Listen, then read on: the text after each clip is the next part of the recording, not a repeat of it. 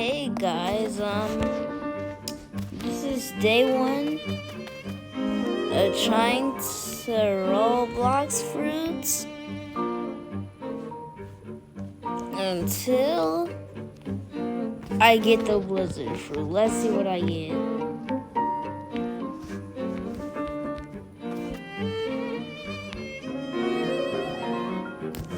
Not even close.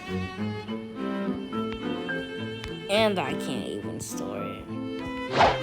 Don't worry guys, I know where this goes.